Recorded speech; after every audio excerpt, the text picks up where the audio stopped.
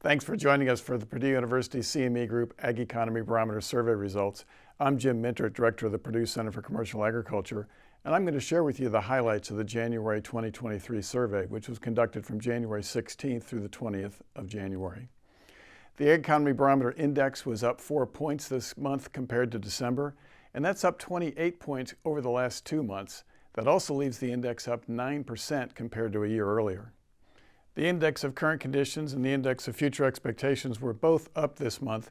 The index of current conditions was up just 1 point compared to last month, and that leaves it 2% higher than a year ago.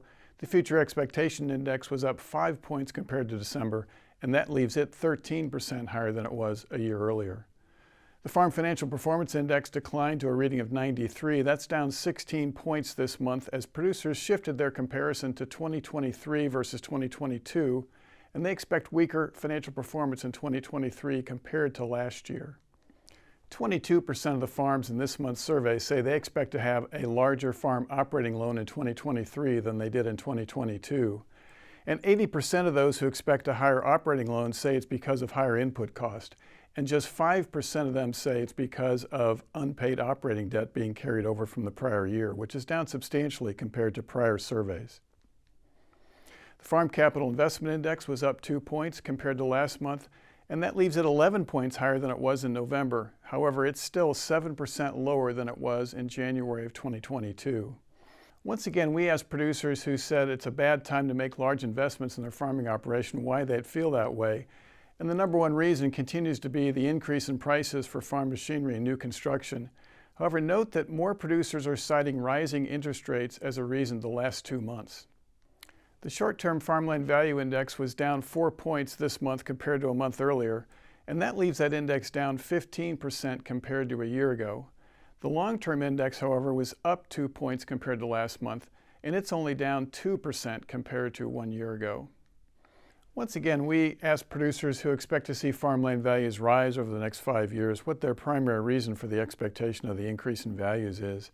And in this month's survey, 63% said it was non-farm investor demand. That's up substantially compared to last fall. For example, last October, just 47% of the producers in the survey said it was because of non-farm investor demand. We continue to ask producers about their interest in carbon contracting on their farm operations. In the January and in the August 22 survey, about 9% of the producers reported having discussions with companies about carbon contracting on their farms.